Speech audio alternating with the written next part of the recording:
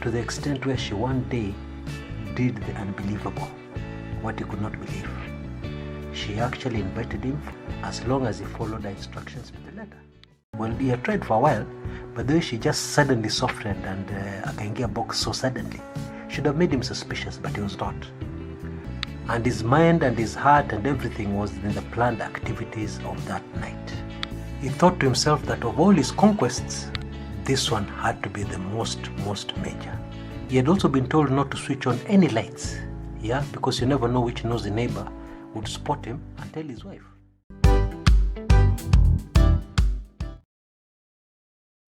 This is really an amazing story, but let me say, let's have a disclaimer very early on.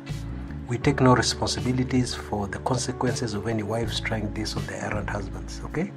On to the story. This very long-suffering typical Kenyan wife knew her husband very well, and especially his promiscuity, kulalalala nje na wanawake, anything in skirts. Even if another man wore a skirt, the man would express interest. That's how serious a dogger this man was. But she stayed in the marriage for the sake of her children.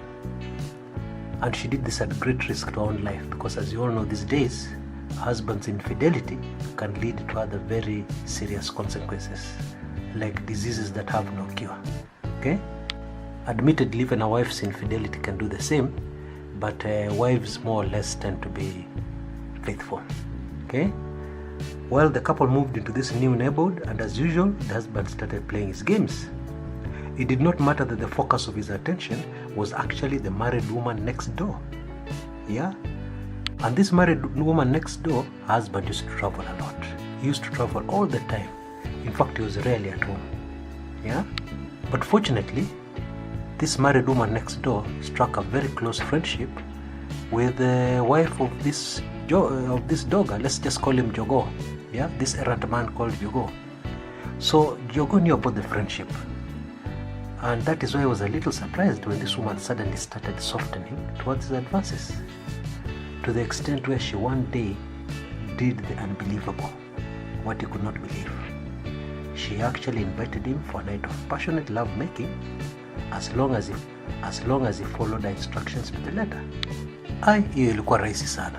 But Jogo figured that, women nowadays are desperate, blah, blah, blah.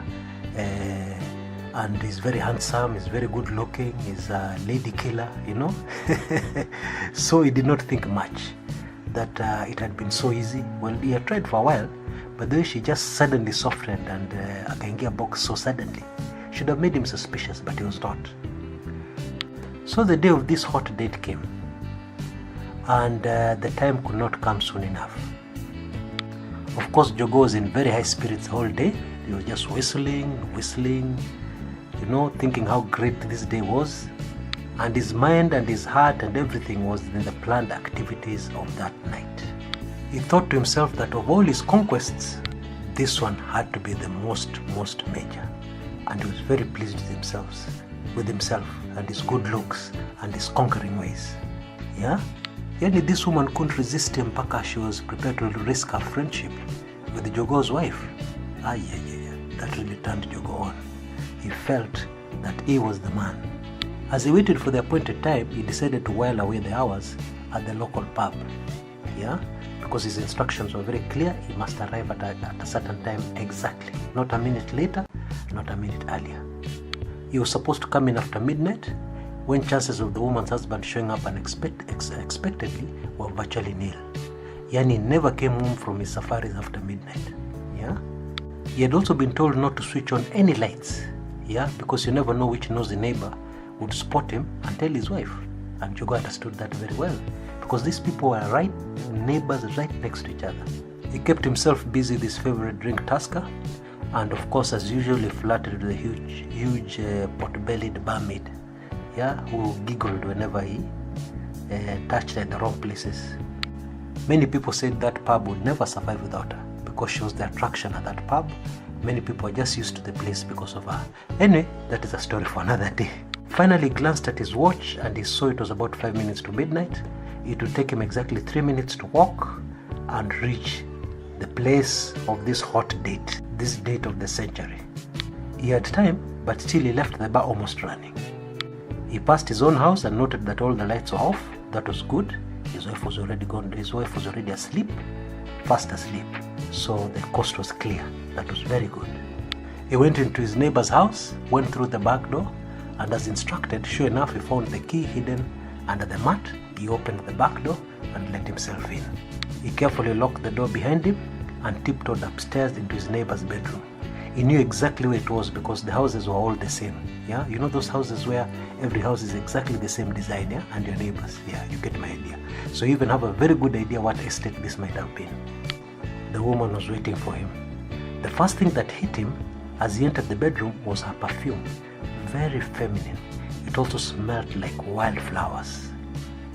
What followed was a night of wild lovemaking with the neighbor's wife.